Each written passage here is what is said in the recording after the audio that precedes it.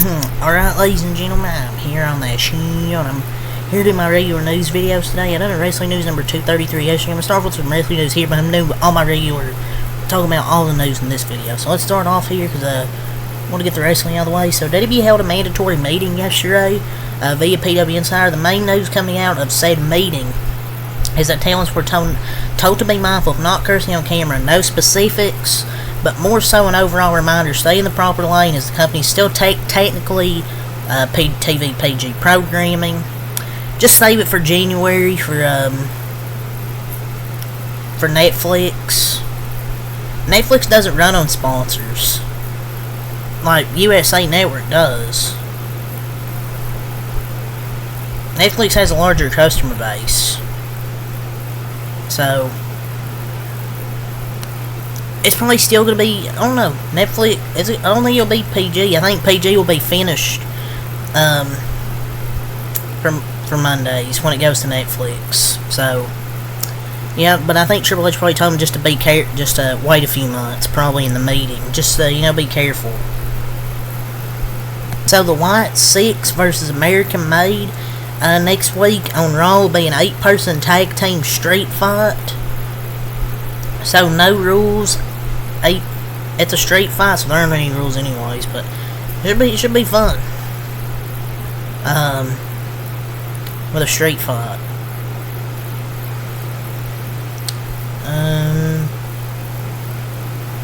Next thing we get to, so the Fatal 4-Way match to determine Braun Breaker's next challenger for the Intercontinental Championship is set for next week's season premiere episode of WWE Raw. We'll have Jey Uso versus Pete Dunne versus Ilya Dragunov versus Braun Strowman.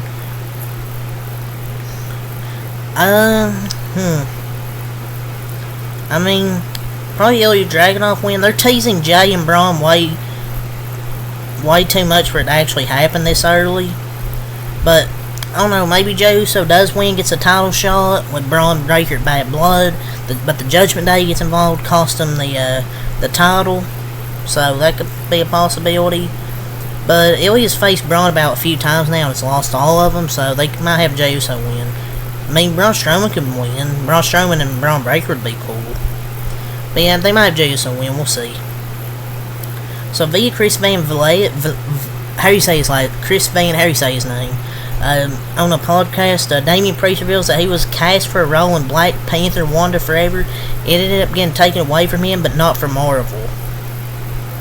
So that would have been interesting. Filming was done in early 2022, so wonder why he got pulled. It was likely Vincent Kennedy McMahon before he resigned the first time. So yeah, basically, I guess that was a Vince McMahon call, not a Damian Priest call. So this Friday, we'll see WWE and AEW go head-to-head with TV programming with SmackDown and then Collision. Not another head-to-head. Oh yeah, I can't wait to see social media. Well, we have NFL on the same day too? Oh Lord. Well, it's on Peacock, but still. But yeah, talk about that. The Impulsive. Oh my God. Hulk Hogan was on. He tells he told Logan Paul that he's going to be one of the best baby faces ever. Goes on to throw out the idea of him making the save for Roman against the Bloodline.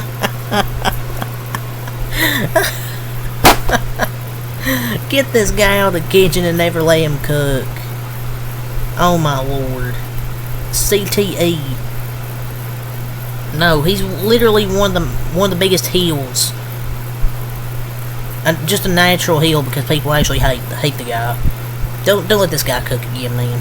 Come on. Really? that's so laughable to me. So we kind of got an update to this Odyssey Jones situation. I talked about it yesterday. I thought it was just a glitch. I thought it was just a bunch of nothing, but apparently it turned out not to be. He wasn't even at Raw last night. Fightful Select said it was not factored into creative plans. He was also absent from last week's Raw and was not in immediate creative plans, though no further contacts had been made at that time. And then Sean Ross Sapp drops the bombshell that there was domestic violence allegations had to come to light, apparently.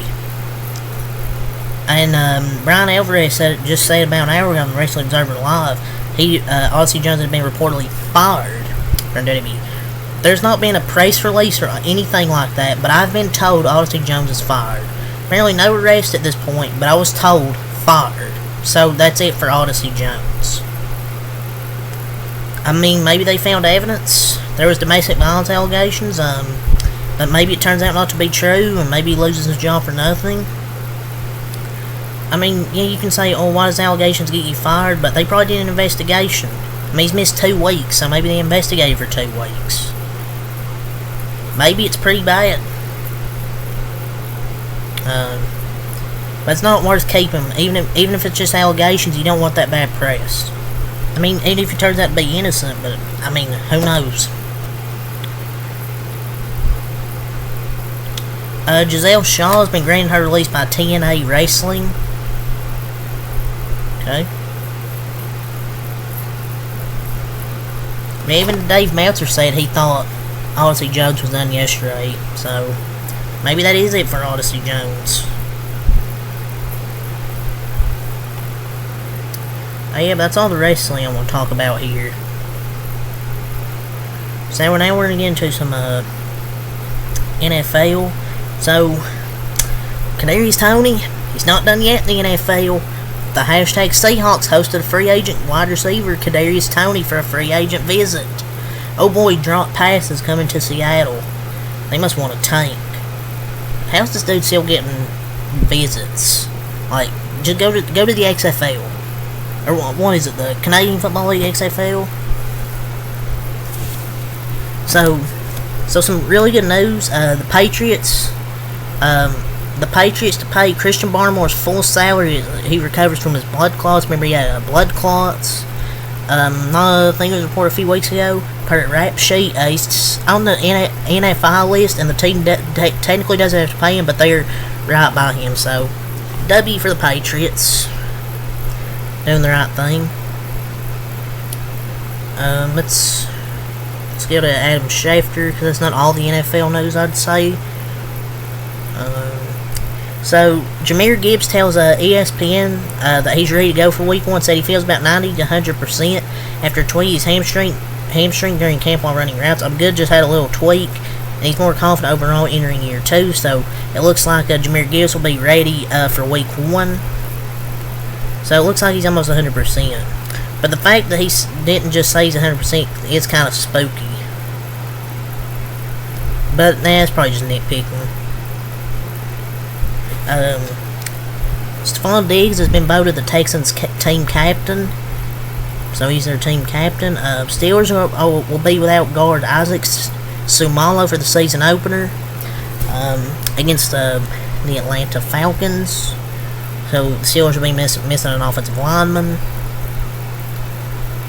So some big news today. 11-time Pro Bowl offensive tackle Trent Williams of the 49ers are finalizing a reworked deal to get the left tackle back to the team and give him a chance to play Monday night's opener versus New York Jets. First, they got Brandon Ayuk back, now Trent Williams. So they're going to get him paid. And they went from having unhappy players and Brandon Ayuk and Trent Williams now re-signing them before the opener. So they're going to have him back, and they're definitely going to win Week 1 now, having 2 big-time players back for the opener. So, Pro Bowl running back Christian McCaffrey, who missed most of training camp with a strained calf, is expected to return to practice today per source, and it looks like he'll be ready for Monday as well. So, all of their guys are coming back for the opener. So, the Jets pass rusher, Son Reddick, who's been causing drama all offseason, he's now the only player still holding out and away from the team facility. I mean, will he even play? He'll have to give in eventually. Like, the fact that he's never even showed up to practice, like, Lord, this has been a disaster for the Jets. For the Jets, Jets. Obviously, Ricky Pearsall's on the reserve non-football injury list, making him ineligible for the first 4 games. At least the good thing is he's alive, and maybe he'll I'm sure he'll be able to play at some point this season. Clyde Edwards-Helaire on the NFI list, out at least the first 4 games, so he's going to be out for the first 4 games. He's been going through some stuff, so it's understandable. The Seahawks signed Vikings quarterback Jaron Hall to their practice squad. Some good depth. So Zach Taylor, the Bengals head coach, on whether wide receiver Jamar Chase will play Sunday versus Patriots, we'll just take it day by day. They should just pay him at this point. Like, why wait? He will be more expensive next year. So I don't know why you just don't pay him now. That's just kind of stupid to me. But, I don't know. Leonard Fournette visited with the Colts yesterday. So maybe the Colts are looking to bring him in. We'll see. The Rams hired Scott Frost. Remember him? He coached for Nebraska. But yeah, it's all the NFL. So we've talked about wrestling, NFL. We'll go over some bit NASCAR news. So what the fuck is it? Brandon Jones is going to race an Xfinity car for JGR next season, going right back to JGR as he moves from JRM to Gibbs. So yeah, I don't know why. He's just not good, but at least this means maybe Carson qualified with JRM. Most likely. But he's 100 plus points behind the playoff cut line in a JRM car. I mean, I'm not shocked at this move. I mean, he had more success at JGR, but I don't think he's a good driver. But he's their first full-time driver confirmed, so I don't know who else will be in there. I hope Ryan Truex gets it, because I think he deserves it. But who knows at this point. So the entry list notables for Atlanta: Wallace Allen in the 15, Taylor Gray in the 19, and Ryan Truex back in the 20. For Atlanta, 36 Cup entries with notables: Cody Ware in the 15, Shane Van Gisbergen in the 16, J.J. Elley in the 44, and B.J. McLeod in the 78. So that's some of the entry list. So Chris Buescher won't get a penalty for hooking Todd Gillen. Thought after he got shot in the wall, he kind of just got loose and didn't mean to wreck him. I mean, I don't think every hook should be a suspension like people say it should. So in Atlanta this weekend, Saturday at 11 p.m. Xfinity qualifying, 12:30 Cup qualifying, 2:30 pre-race for Xfinity, 3 p.m. the Xfinity race. Sunday, 2:30 pre-race for Cup and 3 p.m. the Cup race. And it's going to be in the temps in the 80s with a 50% chance of rain. Also, there being no practice. I mean, no practice for a playoff race is insane. Like, no practice? I mean, good luck, NASCAR. They had some stuff there from Bob Progress about NASCAR. Last thing we'll talk about some NBA. Wembanyama's the favorite to win the Most Improved Player next season. Most stars shouldn't win Most Improved. Like, how's he gonna win? Like, how's he gonna win Most Improved when he's already this good? So Gilbert Arenas says Steph Curry is officially top 5 player of all time after his Olympic performance. Dude, he literally changes his opinion every podcast just for engagement.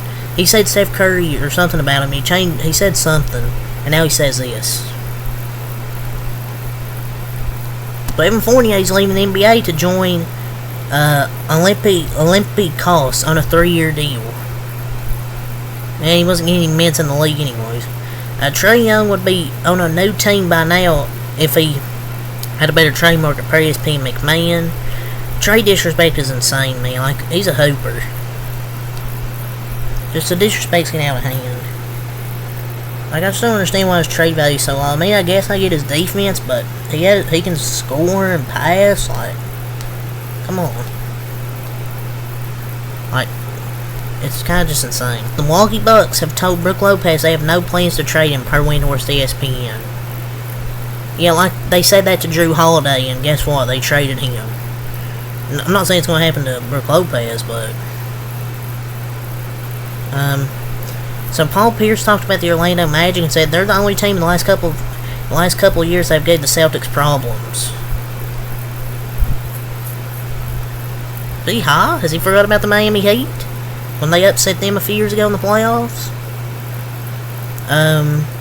ABC and ESPN has Grant Hill, Richard Jefferson, Tim Legler, and Jay Billis as top candidates to join Mike Breen and Doris Burke on its lead NBA Finals team. Still won't be the same without Van Gundy and Mark Jackson. Just replace Doris Burke. But yeah. So I'm gonna say for this news video. So leave a like, comment, subscribe for more. Until next time, I have a lot. Peace, and I'll see you guys for the Royals, Guardians, and Dodgers, Angels recaps tonight. Peace.